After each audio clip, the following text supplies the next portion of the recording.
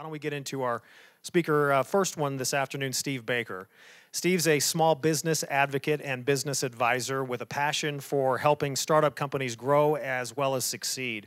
He's successfully led companies in every phase of business, from startup to exit in both private and public sectors. Steve's created and directed business development and marketing plans for companies in a lot of diverse areas: retail, international travel, financial software, franchising, manufacturing, ergonomic products, medical devices, migraine headache treatment, an international medical wellness resort, cybersecurity, telepresence, immersive technologies. I don't even know what that means, but it sounds impressive.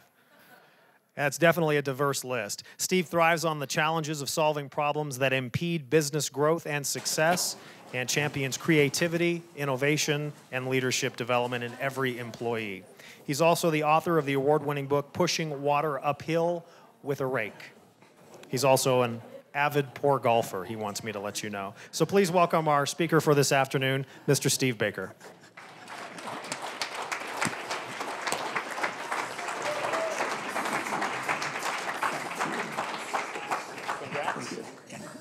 Good video.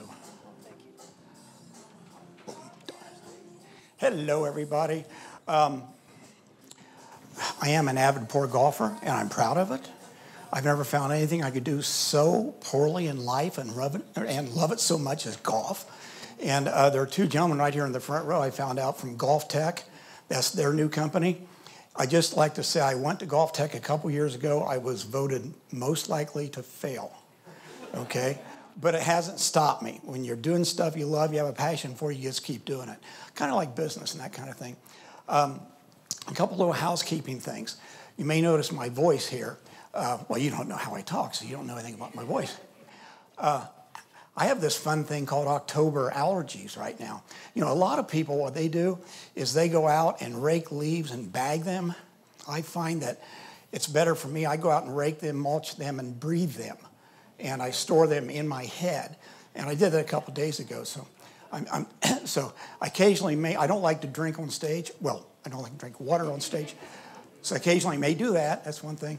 The second part of that is that I also, if I start acting really loopy, more than normal for those that know me, and if I fall off the stage or something, it's just the drugs kicking in. So we're fine on that. What we're going to discuss today is some things I did in the past and some things I think can help you pave your own road to success.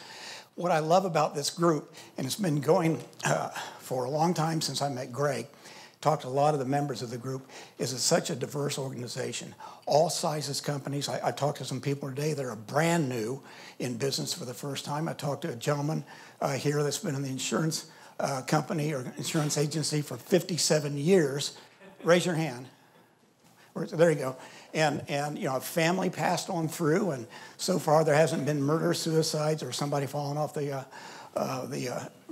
falling off the edge of the mountains or anything. So basically, I'm going to run you through a story about a company that I created and give you some tips and pull you through this on things I think can help you and really get going on this. The thing is, I came out here in 1982 from Iowa with a partner, and we had this little company we found. It was a financial management system created by two programmers at United Airlines. And it worked great. It interfaced to an airline reservation system, but these two guys didn't know what to do to it or what to do with it. They didn't know how to go to market. And that's very typical, particularly in IT and software, because the mindset's there. We took a look at it, saw the potential in the travel industry. We came out here from Colorado. We bought the company for $75 grand with these two guys, and we sold it about 6 months later to Delta Airlines for about $3 million. So that was our start. And that got us into two things. One, into IT and how it serves the travel industry. And two, it got us into knowing the travel industry inside and out through Delta Airlines and working with travel industry. We did that for a couple of years and got really, really bored because the company, we were the first wholly owned subsidiary of Delta Airlines, and they gradually took us over. And when you have this big monolith and you're a crazy entrepreneur, you just get stir crazy. And so we knew we had to go out and do something else. Now, so we're startups. Again, what are we going to do? How are we going to do it? Where are we going to go? How are we going to sell it? All these kind of things. All the ideas that go through every one of your minds at 3 o'clock in the morning when you can't sleep. And so we decided that we were going to go in and start looking at different areas. So the first thing, and this is good for all of you, this is good if you're thinking about a new business or if you have your own business. Number one, we took a think, plan, do approach. And you notice they say think, plan, do, not do, and then get back and think about what you should have done. Okay, it's easier if you do it this way. And the way we went about it, this was our plan. Everybody's plan's different. They're not bad. It's just a roadmap for you to start developing your company. One was to identify the market. Again, we said, we knew the travel industry. We knew the airline industry. That was our market, our target market. Secondly is you have to develop something uniquely beneficial. If it's a service, if it's a product, whatever it is that you do, it has to be uniquely beneficial. Because guess what? If it's not, it's just another product. And if it's another product, it's based on price. It's a commodity. Okay? And you're going to start losing from day one. You're going to be behind the 8 ball. So sit down, define uniquely beneficial. Very important. 2 or 3, we were going to go out and attack the market full force before anybody knew what we were going to do. That meant my partner and I rolled up our sleeves, got out our checkbook, start writing checks, and to go out and do this. The way to do that is we knew things that were missing in the travel industry at that time, okay? We were going to identify those. I'll get to that in a second. The next thing for us was we wanted to take the company public. Why? Because we were putting all of our money into it. We wanted to raise a lot more money so we could really pound the industry before anybody else even knew we were out there. That takes OPM, other people's money, okay? So the goal was to get to that point. And then our exit strategy, and every one of you should have an exit strategy. If you don't, think about it. It doesn't really matter to me what it is. Our exit strategy was we wanted to sell the company, build this thing up, sell it like we did our other company, Delta Airlines. We gave ourselves a target of 3 years. Build it, make it successful, revenue enhanced, and sell it. I was going to go around the world and play golf poorly. And my partner was going to sell around the world. That was our goal. And that's the way we were going to do it. The last point is something I can't hammer into you more. Have fun at what you're doing. Life's too short to wake up and worry and start thinking about, I'm doing this, I hate it. I'm working for these people. It's draining me. Don't do that. Find something that's fun. We do the travel industry, and believe me, the travel industry back then, it was fun, okay? So, first thing, we go back to that product that's something that's uniquely beneficial. At that time, and this is it's very hard for a lot of people of certain ages, like under me. I talk to the University of Denver quite often. And the students there, when I talk about pre-internet days, I get these blank stares. There was that time, okay? And at that particular time in the travel industry, the only thing that really existed was they had these big machines that a travel agency would pay $1,500 a month for to do tickets that were linked to the airline reservation systems. And just a few hotels had information that was automated, if you will. There was nothing in leisure travel. Back then, if you wanted to go to the Caribbean, you go down to your local travel agent, and they would pull out a stack of outdated brochures. And they would sit and they go through and they go, I've been here, it's really nice. I've been here, it's really nice. You say, okay, and you go on their recommendation, and that's the way you buy travel. That's all there was. We knew there was a need, and we knew there was a timing to create the first automated leisure travel system. Totally unique to the industry. And so we sat down, we formulated our business plan, we hired programmers to set up a framework of this, and you see this highly sophisticated computer right here, okay? Hey, don't laugh. This puppy, that's IBM at its best. That was 20 megabytes of power. Ho, ho, ho, ho, ho, okay? I mean, I had 2 watches that had more than that, but this was the very best at the time. And it was that wonderful chromatic screen, okay? And everything was in code. What we created was, though, we created all these fields of information. We came up with over 84 fields of information that basically contain all the information about a resort area, the number of rooms, the beach, all this kind of stuff. We couldn't do pictures back then. So basically it was like an electronic brochure. And so I went out to try to sell the idea. And I had to sell the idea of even discussing things like modem. That stands for modulate, demodulate. This was IT. There'll be a test on that later for you young people. And so we went through and did this. Now, when you create something like this, you're basically creating an online magazine, if you will, aren't you? And there's two things about that. Number one, you have to get the techies to come in and build something, structure something that works. Number two, you have to have data to put into it, right? Okay, where are you going to get the data? For me, I go out on the road, I hop in my car, and I drove all across Colorado and Utah, and I met with every ski resort, every bean breakfast, Club 20 on the western slope, all these places, and put on seminars with just a little dummy screen of what this is going to be. And because in order to do that, we have to say, okay, and they go, what's it going to cost? Well, you can't really charge anything. It's kind of like when you're opening up a magazine.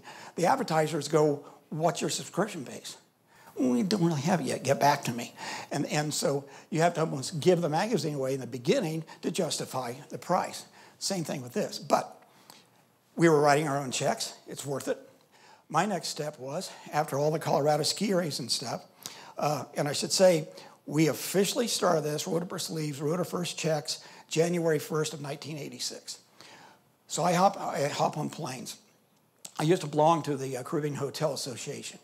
So I had to go build the data of all the Caribbean, the resorts, everything from B&Bs to the Westins, all this kind of stuff. So I spent almost 3 months on jets going from Barbados to the Bahamas to, I went all the way through the Virgins. Let me back up. I went through the Virgin Islands. You name it, I was there, meeting with all of these associations and saying, give us your information. First year, free. Second year, you're going to pay us booking fees, and that's how the company's going to make money. Okay, cool. They all said yes. Well, within 4 months' time of putting this thing together, everything worked. We turned the thing on. There's a load of information in there. It's like Shazam. We got ourselves a product and a service, and it's unique. And now we're off to the races for the next step, and that's going public. In order to take your company public and get investors, you have to show several things. Number one, you got to show a product that works, right? Number two, you got to show some kind of revenue, because they're not going to give you money just on a napkin with an idea scratched out. It doesn't work that way. Investors are tighter now today than ever. But in order to go public and raise money through an IPO, it's called, it takes a lot more of putting all this together. Based upon that, we went out and we decided now's the time that we want to go out and build this. Well, the first thing they said was, we don't really, it's a nice product, but we want to see more of a revenue stream, okay? So, next tip for you, this is very important, is no matter how small your company can be, you can get large faster by developing strategic alliances. What is that?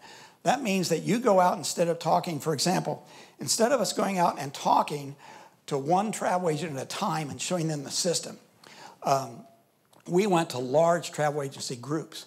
We went to TWA Airlines, Continental Airlines, Eastern Airlines, and we showed it to them.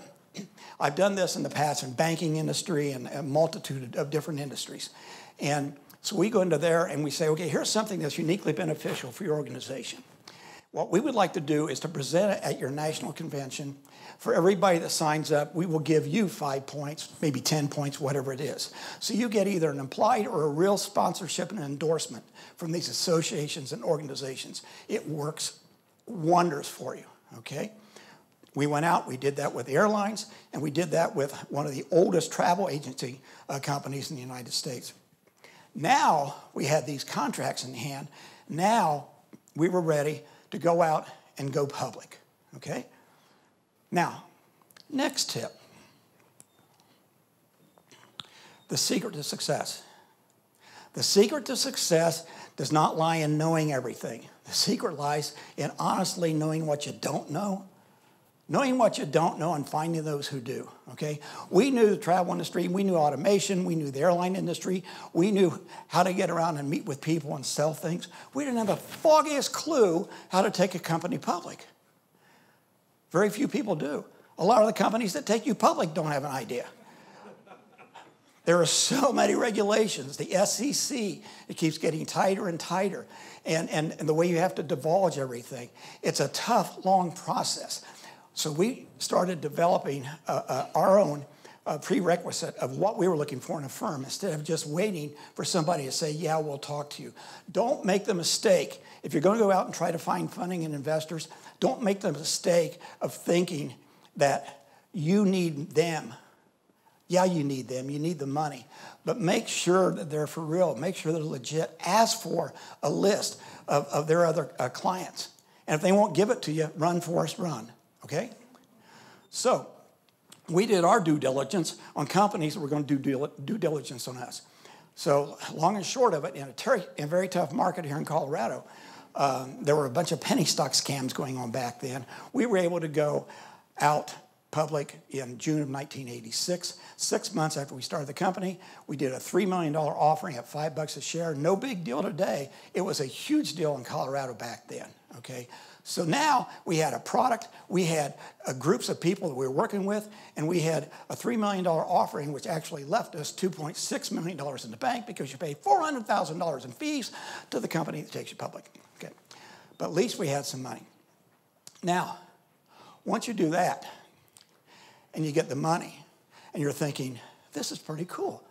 You know, we're set now. We've got our automation system. This is what we wanted to do, right? We've got these associations we're working with and everything. Now we got money in the bank for marketing. Life is good. And that would be good for a lot of people. It was not good for us. We were crazy entrepreneurs. We wanted more. We decided as a group, and it was a small group then, first of all, we decided that we're going to start hiring more people. But secondly, we decided that we wanted to look at all avenues of selling travel. We wanted to be the top selling travel selling company in the industry, okay? We didn't really know how we were going to get there, but we knew we could find the way to do it, okay? Now,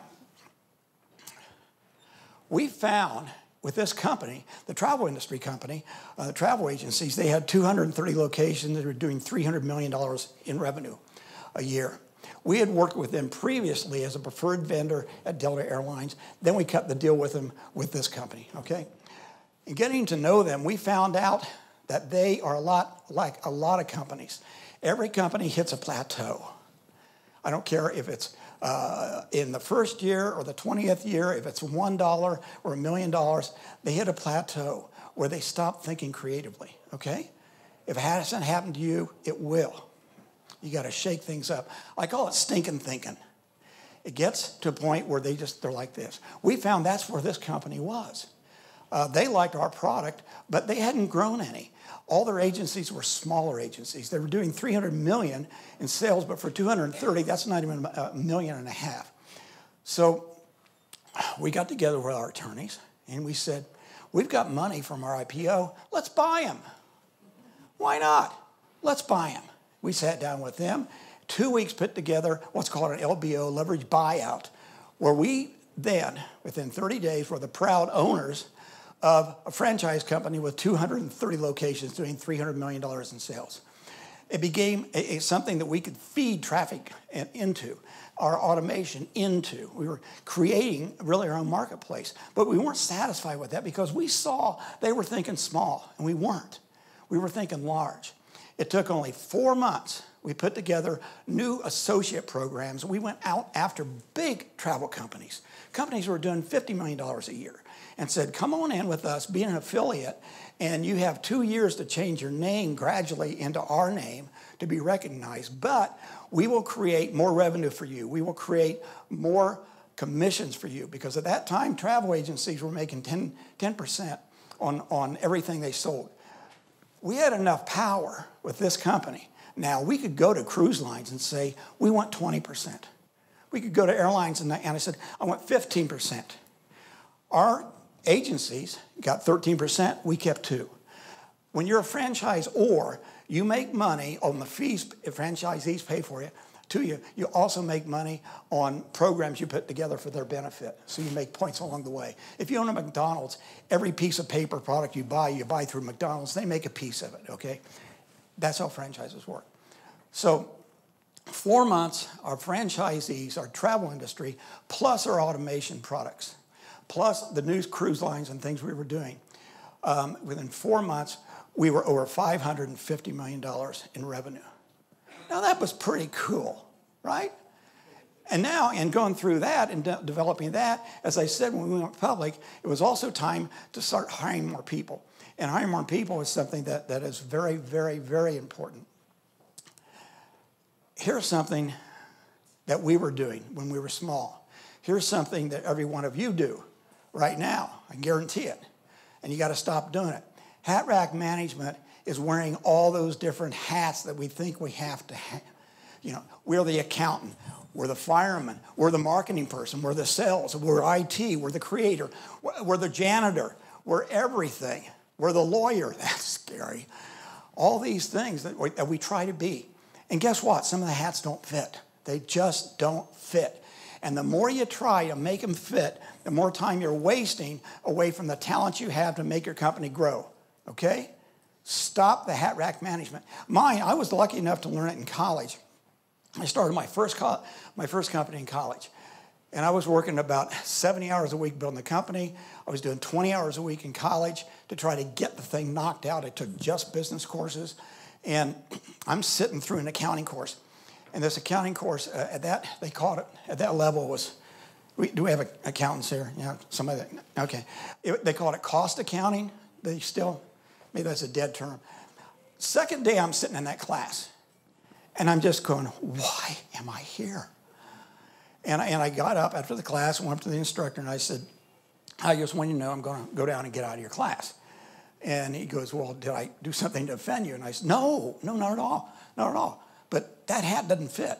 I said, I'm going to go pick up another marketing class because I know my strengths. And I said, believe me, I'll be back at the end of the semester, and I will hire the person that gets the 4.A that enjoys crunching numbers because there are people that do that. It ain't me, babe.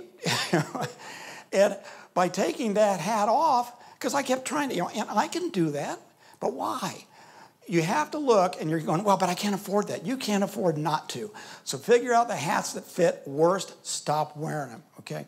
So what we were able to do was divide the company up into divisions really for the first time because we're looking at all these different ways to sell travel, okay? And so one of those ways is we went through a hiring growth. We were hiring anywhere from 5 to 10 people a week, okay?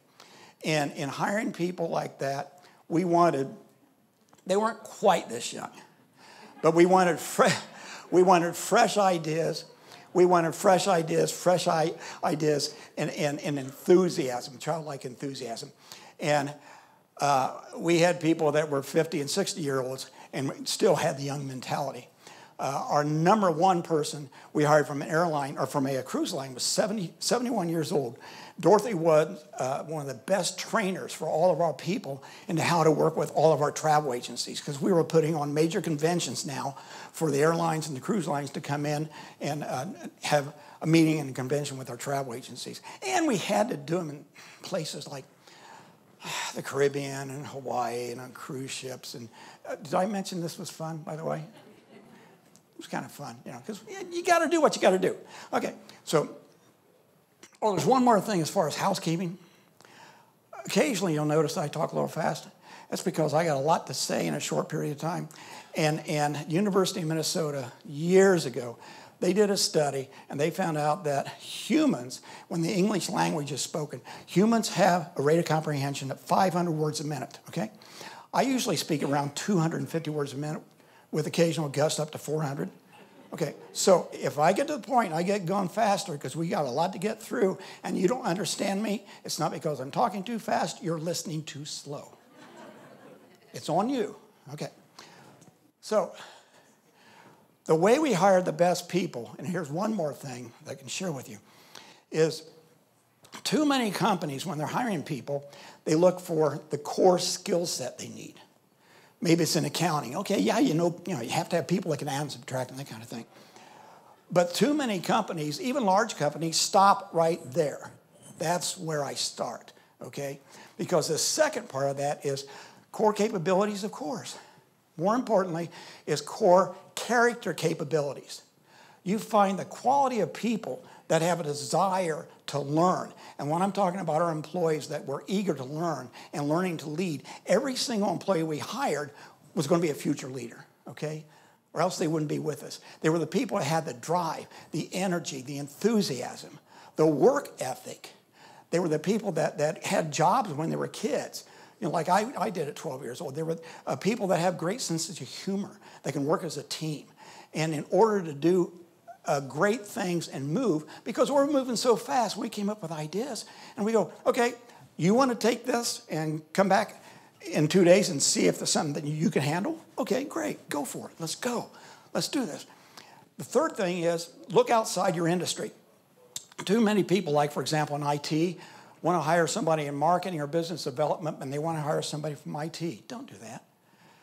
You're going to have much better ideas getting professionals outside of industries because they have something, a fresh slant. Well, over in the medical industry, we did this. I never thought of that because we've always done it this way in accounting.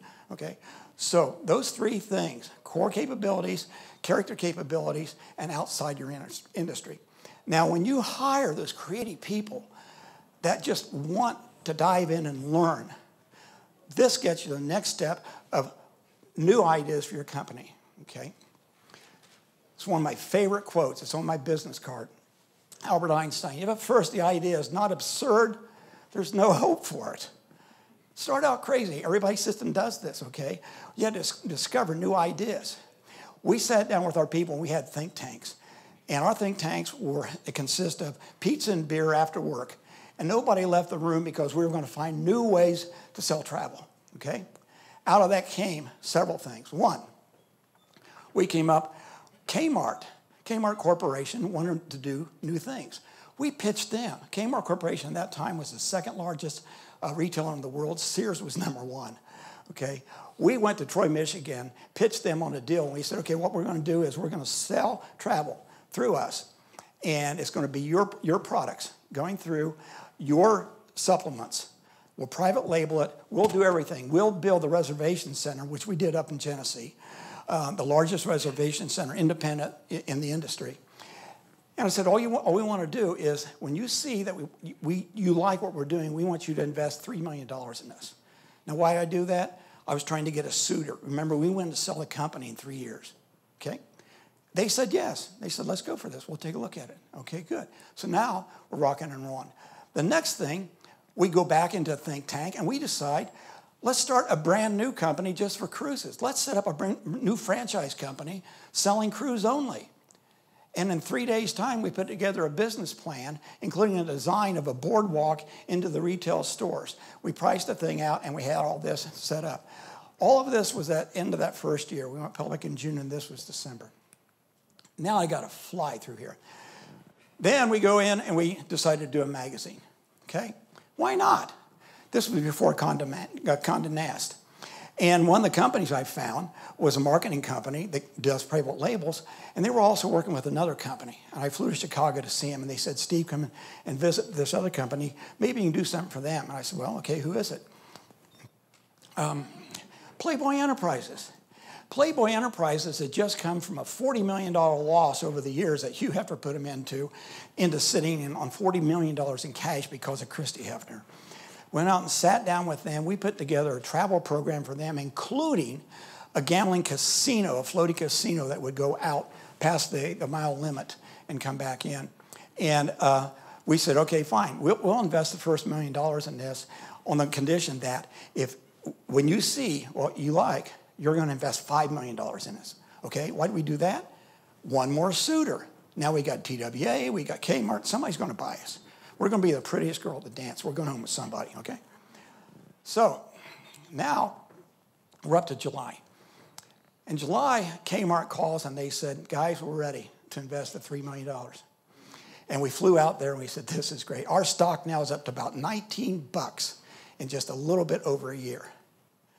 So from June of 86 to July of 87, we did all of this, put all this together because it was absurd thinking. It was great teamwork, and we didn't sleep. We didn't eat. We were just flying high. We were creating all these kind of things. We're in the offices of Kmart to pick up a $3 million check. And the strangest thing happened.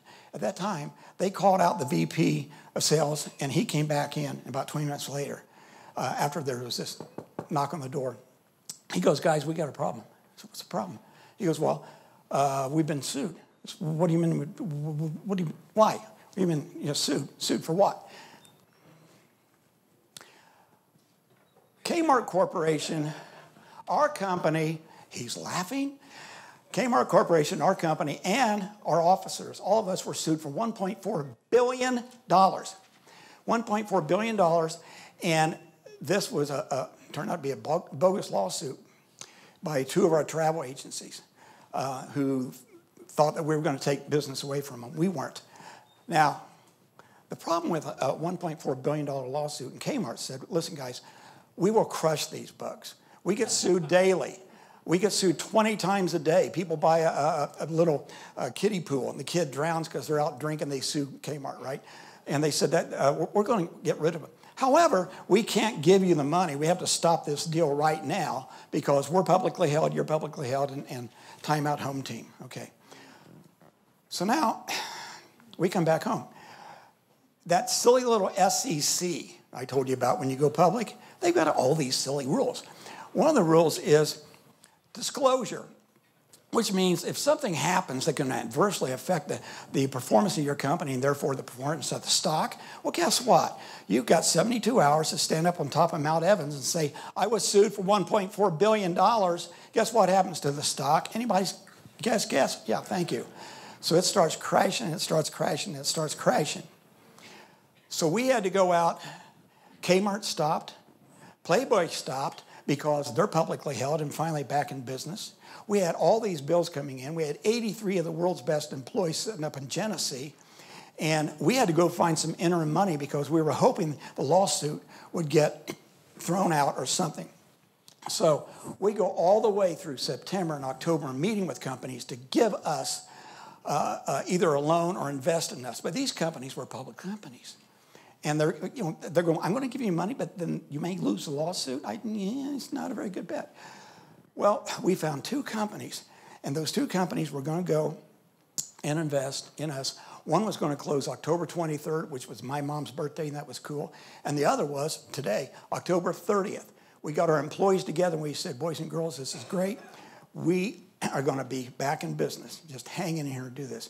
We got on the phone and started calling all the stock companies, saying, hold the stock, don't short the stock. It's going to be okay. And nobody answered the phone. We're calling. Nobody answered the phone. I get my stock guy, and I go, why? And he goes, well, I don't know. It's just Monday. It's just the typical Monday. It's just Monday. It was Monday 19th, 1987. It was Black Monday. The largest one-day drop, over $500 billion lost. The company's going to invest in us. They're public. Everything disappeared. Everything left. This was October 19th. By the end of December, we knew our company was gone. This was the perfect storm that crushed the perfect dream. We did everything right. We worked hard. We thought smart. And we lost. And we lost big. And what do you do when you go through something like that? I'm going to say this real fast because I know we're up against time. Here's what you don't do. You don't screw your employees, okay? Companies have this thing when the economy goes bad. There's a term that I absolutely hate is called situational ethics. That means, hey, when things are going good, we'll do good. When things go bad, we're going to take our money and the heck with you. Situational ethics, isn't that kind of like a little bit pregnant? I mean, come on. What we did was, when we knew everything was over, we called the employees in and we said, starting tomorrow, we're going to be your outsourcing company. We're going to go over everybody's resume. You tell us, do you want to work in a cruise line? I will call Bob Dickinson, the chairman of the board of Carnival Cruise Line. We'll get you a job there. You want to go back into the airlines? You want to go here? You want to go there? We will be here as long as we can stay in this building, and we will find you wonderful people, great jobs, ain't going to be here because we're going to be gone. Now, personally, what happens with that is my partner and I had leveraged everything into the company. I'm not so proud to say I had 127% mortgage on my house, creative financing. And so he and I ended up losing everything, filing bankruptcy, okay? This is what you're supposed to be as a successful business person, man or woman. We're supposed to be in the knight in shining armor. We're supposed to go out and do battle and bring home our spoils to our wives, to our husbands, to our families, aren't we? We had this beautiful house up on top of Bear Mountain with horses and all this kind of stuff and everything else. And this is what we're supposed to do. We're not supposed to come home and say, it's gone. And this is what I became. I have a chapter in the book, and it's called The Worthless Knight in Rusted Armor. Because everything I did for the right reasons, all went wrong, okay? I lost everything. Lost our house. Sat down with my family. Their dreams were gone. That little guy here is, it's not because I turned into a total ass. Probably did. This is Yankee. This is my daughter's miniature donkey. We had horses, we had all the livestock, we had all the kind of stuff. Little Yankee was born on the 4th of July, so she named him Yankee Doodle Donkey. To be able to have to go home, sit down to your family who has trusted you to be that knight in shining armor, and to sit and say, sorry, it's gone. It's all gone. We have to start over. It's not an easy thing to do. And here's the problem. Here's what I have to throw in here. This is why I wrote this chapter in the book. Guys do a terrible thing about this. We shut down. I went into a psychological abyss. I couldn't discuss this. Guys are worse than women as far as discussing failure. Guys, we get together, and ladies, if you don't know this, well, I'm sure you do, we get together and we discuss the 3 S's, okay? Success, sex, and sports. That's about it. That's our conversational level. We don't get together and go, Mark, how you doing? Good, Steve. Are you? Well, pretty good. I felt so big, I'm going to lose everything. Maybe the wife and stuff, but boy, I'm a loser. Can you buy me a beer? Yeah. No, we don't do that. We don't do that. And so what I plead with people, and I write about this in the book, I told my wife, I said, we have to tell a story because people have to learn to open up because you're in this together. In your business, in your relationships, what's the number one reason for fights in relationships? Money, duh. So it goes from there. And to be able to do that, I almost lost my marriage. I had a wonderful, wonderful wife who pushed me through some things. And we surpassed the 40 years of marriage last October 20th, last Tuesday. So thank you, thank you, thank you, thank you. Thank her, thank her, thank her, thank her. Okay. So basically it boils down to this. This is what everybody thinks when they start a business. This is the road to success. God, it's easy. I got the plan right here. I'm going to get some money from family, friends, and fools. And just in 6 weeks' time, I'm either going to sell it for $1 billion or whatever. But it's just so easy. Okay. Huh? Yeah, this is what it really is. It's all those ups, it's all those downs, it's all those turns, it's all those dips, it's all those potholes that are failure. For me, it was a Grand Canyon, okay? It was a little bit tough to get out of. Do I wish that on any of you? No. Do I know that every one of you are going to fail? Of course. That's part of it. I don't want any of you to do, that's my record, buckos, okay? You can't have that. The 1.4 is mine. But we have to know the excitement that I get out of this organization is all these wonderful ideas, these entrepreneurs that you're sitting there and you come to places like this and you meet with Greg and the other members and you get 1 or 2 ideas and you wake up at 3 a.m. and instead of just going to the bathroom, you have this aha moment. After this thing, I was waking up at 3 a.m. People say, what happened to you? I said, I slept like a baby. Every 3 hours I woke up, wet myself and cried. But, so we know the road to success is often paved in failure, okay? Realize that. Teach your kids that. Let your kids fail, please. That's the way they can achieve success.